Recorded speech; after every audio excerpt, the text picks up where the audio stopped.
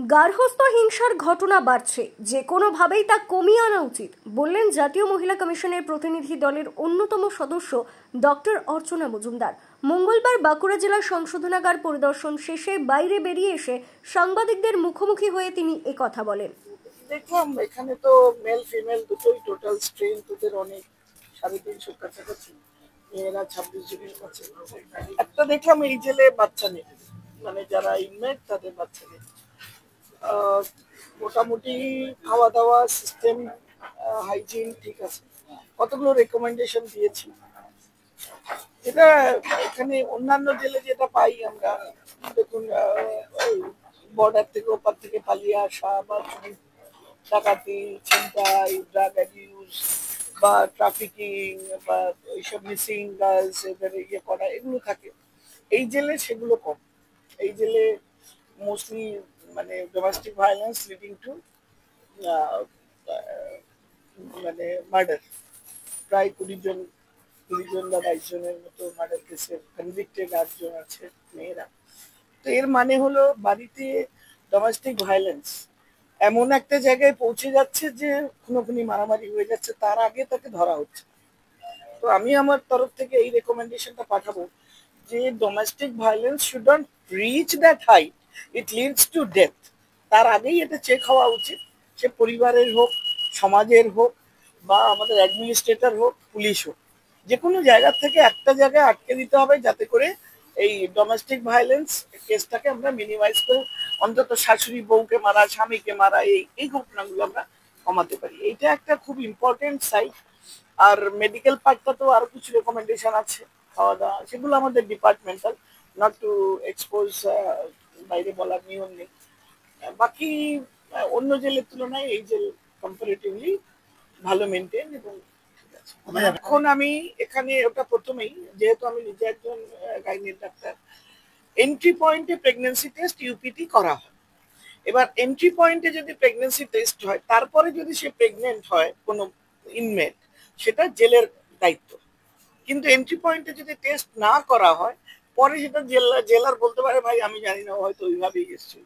তো এটা কম্পালসারি নিয়ম করে এখানে ডাক্তার আছে, করা হয়। এবং পাশে মেডিকেল কলেজ থাকায় টাইম টু টাইম রেফার করা হয়, চেক করা হয়। সুতরাং এখানে প্রেগনেন্সি হয় বা এখানে ফোনের অপব্যবহার হয় বা জেলের ভেতরে কোনো ইয়ে নেই, সেটা আমি অন্তত এই মুহূর্তে এই জেলে দেখি। অন্যান্য জায়গায় দেখেছি, ওয়েস্ট বেঙ্গলেরই অন্য জেলে পেয়েছি, এই জেলে পাইনি। কালচার, হ্যাঁ, রেগুলার চেক আপে মোটামুটি একজন ডাক্তার এমবিবিএস বাঁকুড়া মেডিকেল কলেজে আমার সাথেই রয়েছেন, তিনি আসেন নিয়মিত ভাবে দেখেন।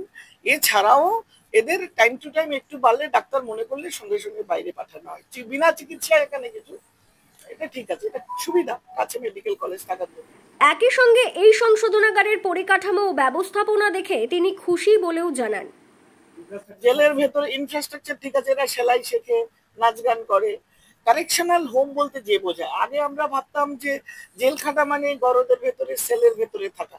এখন এটা আমাদের কি, এই যে কারো লাইফ ইমপ্রিজনমেন্ট হয়, 12 বছর বা 14 বছর জেলে থাকে, সেই সময় তার মনের দিক থেকে তার কি পরিবর্তন হলো, সমাজের কি উপকারে সেটা আসে, মানে আর এই ঘটনা সে ফিরে গিয়ে মূল স্রোতে আবার মার্ডার করবে কিনা বা এরকম হিংস্র থাকবে কিনা, সে তার উপরে কাজকর্ম করানোটা কারেকশনাল হোমের, এখন যার জন্য বলা হয় এটা কারেকশনাল হোম, সেই কাজটা এখানে মোটামুটি কাউন্সিলর আছে, একটা ইনস্টিটিউট আছে, যারা ইন্টার্নি, তারা নিয়ম করে 5 জন সপ্তাহে এসে এদের সঙ্গে কাউন্সিলিং করায় ঘন্টার পর। এটা খুব ভালো জিনিস, এটা আরো বেশি হওয়া উচিত।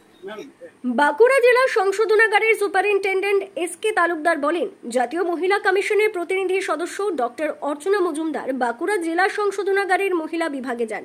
তিনি মহিলা আবাসিকদের কাছ থেকে পরিষেবা ও পরিকাঠামো বিষয়ে জানতে চান। সমস্ত বিষয়ে খোঁজখবর নেওয়ার পাশাপাশি বেশ কিছু বিষয়ে তিনি পরামর্শ ও প্রস্তাব দিয়েছেন। জাতীয় মহিলা কমিশন মেম্বার উনি এসেছিলেন, আপনারা তো কথা বলেন ওনার সঙ্গে, তো ডক্টর অর্চনা মজুমদার, উনি ভেতরে ফিমেল ওয়ার্ডসে গেছিলেন, ওদের সঙ্গে প্রত্যেকের সঙ্গে কথা বলেছেন, ওদের শিক্ষা, স্বাস্থ্য, তারপরে কালচারাল থেরাপি, সমস্ত ব্যাপারেই কথা বলেছেন। বাড়ির লোকজন যোগাযোগ করেন কিনা, কদিন আছেন, কেসের অ্যাডভোকেট পাচ্ছেন কিনা, যারা ইউথ আন্ডারটেল আছেন তাদের ফ্রি লিগাল এড পাচ্ছে কিনা, সেসব ব্যাপারে জিজ্ঞাসাবাদ করলেন। বাড়ির ছেলেপেলে আছে কিনা, ছেলেরা মেয়ে থাকলে তাদের কোথায় আছে, কিভাবে তাদের পড়াশোনা চলছে, যদি তাদের কোনো সাহায্যের দরকার হয় সেটা কিভাবে করতে পারেন উনি সে ব্যাপারে কথাবার্তা বলেছেন। তারপরে তাদের প্রশিক্ষণ কেন্দ্রগুলো ঘুরে দেখেছেন, এখানে আমাদের টেলারিং ইউনিট আছে সেটা ঘুরে দেখেছেন, তারপরে স্কুল যেটা আছে সেটা দেখেছেন, এবং তারপরে সর্বশেষ আমাদের একটা সাংস্কৃতিক অনুষ্ঠান হয়েছিল, সেখানে ওদের ডান্স, ড্রামা, পোয়েট্রি এগুলো উনি শুনলেন আর কি।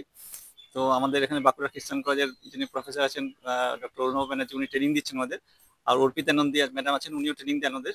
তো ওনাদের প্রোগ্রাম দেখলেন আজকে, আমাদের মহিলা এবং পুরুষ বিভাগ দুজনেই একসঙ্গে কালচারাল প্রোগ্রাম করেছেন, উনি দেখলেন এবং খুব ভূয়সী প্রশংসা করলেন। এছাড়া উনি আমাদের কিচেনে গেছিলেন, জেনারেল কিচেন যেটা খাবার দাবার তৈরি হয়, এবং সেখানে খাবার দেখলেন এবং সবাইকে জিজ্ঞাসাবাদ করলেন। এই ব্যাপারে উনি খুব স্যাটিসফাইড।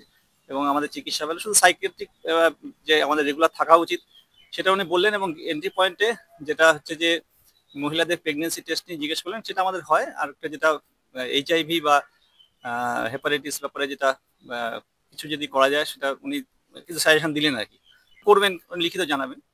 ঠিক আছে। ব্যুরো রিপোর্ট, দক্ষিণ বাঁকুড়া দর্পণ, বাঁকুড়া।